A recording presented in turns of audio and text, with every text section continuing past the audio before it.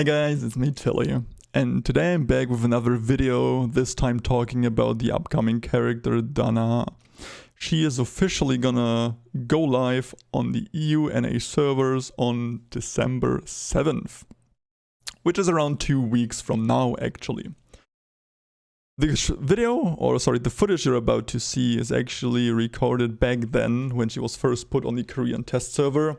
I did held back and didn't upload the video right away because it would have heavily interfered with the Western release of Tessa, and I didn't want to be the guy killing all of that hype. With that being said, 5 days before we get Donna, Korea already gets Letty, so history always repeats itself.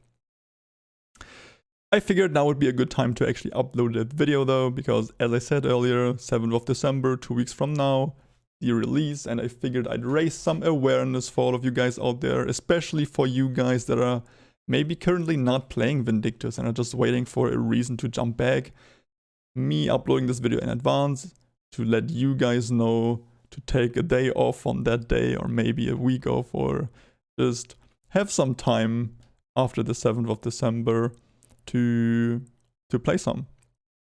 In today's video, I will kind of explain her core mechanics and the playstyle, while also briefly mentioning all of the different contents and how she performs in my opinion. Again, the very last sentence is very important. All of this is my opinion. And I also need to say how I only played her for like a day. And I played the test server version, which means she was heavily buffed in pretty much all of her aspects when she went to the live server. I will try to account for all of these changes, but I would not know it firsthand. So with that being said, let me try to explain the way Danah actually works. First up, she's using a soul blade, which is definitely not a katana. And after both of these sisters, the magical sisters Arishas and Aira, she is the third character in Vindictus to actually use mana as a resource. On the test server, she had big boy mana issues. You would run out of mana giga fast. But after she went live on the official server over in Korea, they did decrease the cost of her mana spells, and they also increased the mana gain, which leads me to believe that she is gonna be alright in terms of the mana department.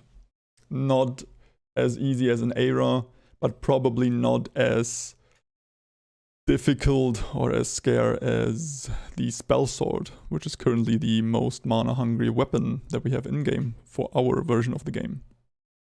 So how do you actually play this new weapon? It is obviously a melee type weapon, which features similar combos like Tessa, where the more often you press your left click, the same amount of right clicks you can do. If you do left right, you can left right right, you can triple left triple right, and only after issuing a right click, a smash attack, you can use your tab ability. You remember on Tessa, where tab is basically like Tessa actually, where you dash forward and you're immune for the time being. Unlike Tessa, as I said, you can only use that tab ability after you issued a smash attack, which makes it a bit harder to execute, where on Tessa you could just go ham, press like any sort of combination of your mouse inputs that as you want, and when in danger you press tab. On Danah you need this very slight bit of foresight to know when you need to start right clicking. It's kind of like on Lether, if you're playing Lether, where after encounter attack you need to issue another smash basically. So you block, right click for counter attack, right click again, but out of this right click you can instantly cancel out. It's sort of the same thing on Danah, where the second you press right, you can then use the tap ability. And as far as I remember, that's the only skill that actually uses mana for her, kind of similar to Aira really, where only her tap ability consumes mana. She doesn't have a mana stance as Arisha does. The mana she obviously gains back by either just regular attacks, skills do have pretty high mana restore, but her second main mechanic is her block into the Airborne Attack. And let me tell you, I have not seen and played and felt such a fun mechanic in a while. For all of you guys out there missing the jump attacks in Vindictus, Donna might just be your character.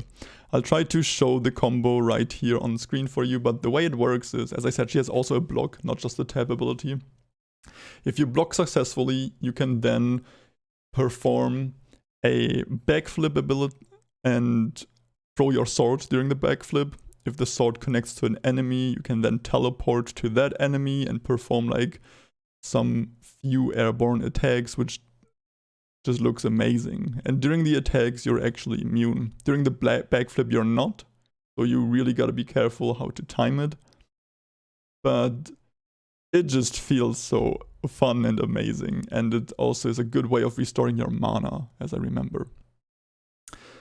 But yeah, that's technically the most important things you need to know about Danah. I'm pretty sure, yeah. All of her skills are pretty self-explanatory. The one that just deals damage, the wannabe Yasuo, where she creates this tornado that's actually sucking in small enemies. So you can actually use it extremely well for dungeon clear. Which brings me to my next topic, the different sorts of content. I'll start with the dungeons because that's where every character starts, and even after the story is finished, you'll still do dungeons every now and then in the end game, the Red Moon dungeons for new era materials. The dungeon clear is okay. It's not bad.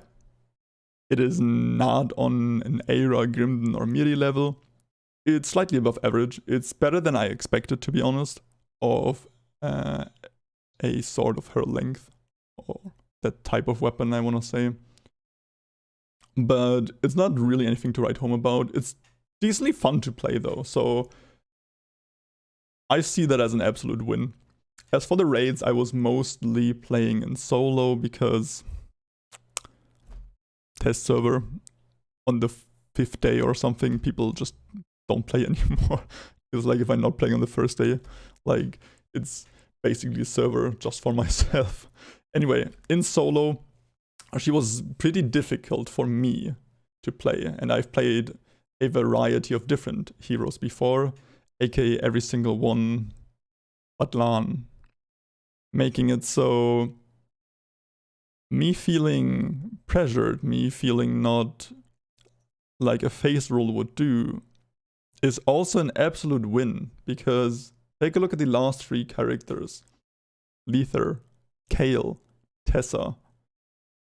If you watched my character tier list, you would know that these 3 characters make up my OP tier for new players, because they're just that. Their kits are very simple, yet extremely overloaded and just unfair. Where on Danah it really felt like you gotta work again to get your damage done.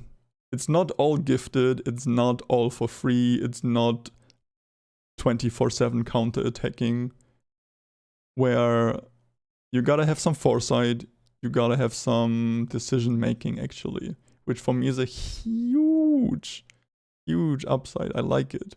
It's like the first character since God knows which character was on that level of difficult and having thought processes behind your actual gameplay. So for me, I will definitely play her.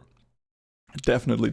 I'm looking to do yet another beginner diary series. If you've been following the channel for a while, you might remember how on Lether release I did this step-by-step guide, basically guiding you through how I gear up a new character. I'm really thinking about doing the same to Danah, because I A, like the playstyle, and B, progressing on my Risha in 2021 is basically impossible. There's gonna be, I promised, a video about why level 110 is bad, and it's coming soon. #soon. But again, for the raids, I did struggle in the solo department. I can easily see her pretty good in a group environment. And as I said, I did struggle in solo, but I also played the non-buffed version. Some of the issues I had are actually gonna be fixed for the final version. I'm pretty sure we'll get the buffed Donna right away, because otherwise, Nexon, what are you doing? This should already be it for my preview. It's actually a bit longer than I hoped it to be, but thank you so much for sticking around if you're still here. I would love to see your opinion down below in the comments. Let me know, are you gonna play her? What are your thoughts? What is your everything? And if you liked the video, maybe consider liking it, so I know you did. Until next time, guys, I'll be back. Within a week, there's gonna be another video about something. I have a bunch of topics. Until then, you guys. Bye.